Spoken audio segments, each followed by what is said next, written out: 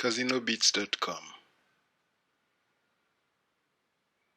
Acquisitions, Las Vegas, igaming and online poker, the weekend numbers, October 5, 2020. Each week, Casino Beats breaks down the numbers behind some of the industry's most interesting stories. Today, we take a look at a pair of acquisitions, increase the liquidity to protect jobs, an online surge, and praise for Las Vegas employees. 2.59 Caesars Entertainment has announced the agreement of a historic acquisition which will see the firm purchase William Hill for £2.9 billion, coming just a short time after the bookmaker confirmed the receipt of two proposals, the other from U.S. private equity fund Apollo Global Management. The acquisition, which is subject to antitrust and regulatory approvals, is expected to be finalized in the second half of 2021. Caesars believes that the enlarged online gaming and sports businesses to be created as a result of the transaction could generate in the region of $600 million to up to $700 million in net revenue during 2021.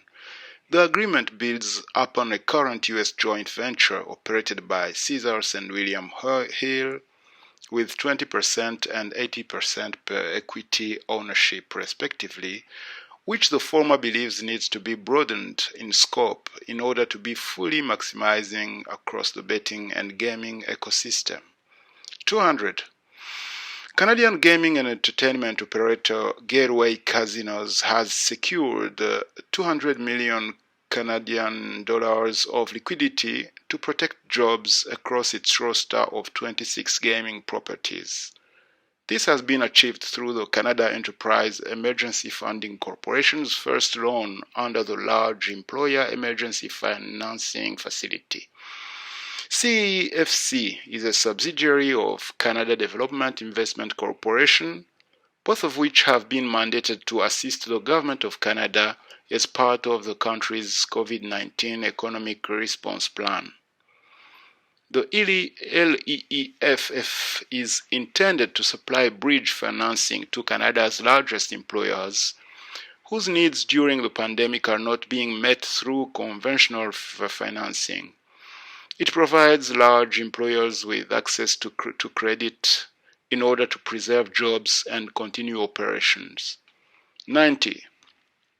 A strong online performance has resulted in 888 Holdings documenting a solid first half of the year as iGaming and online poker offset COVID-19 impacted sporting shortfalls.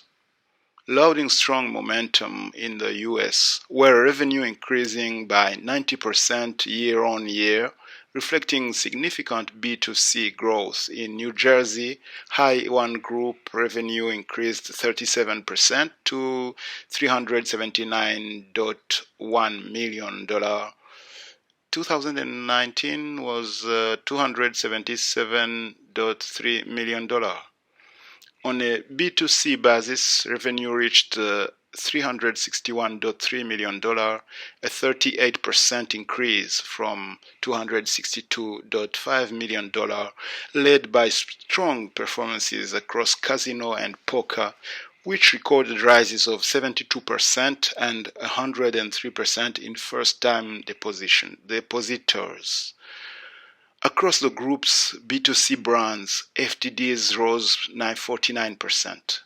Casino revenue was up 48% for the period to finish at $260 million versus $175.4 million in 2019, with poker increasing 56% from $23.1 million to $36.1 million.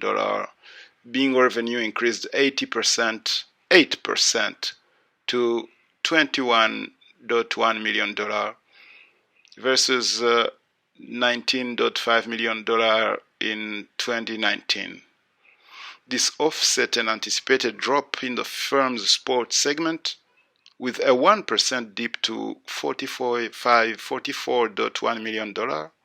In 2019, it was $45.5 million, coming as a result of global cancellations and postponements from March to June. 232.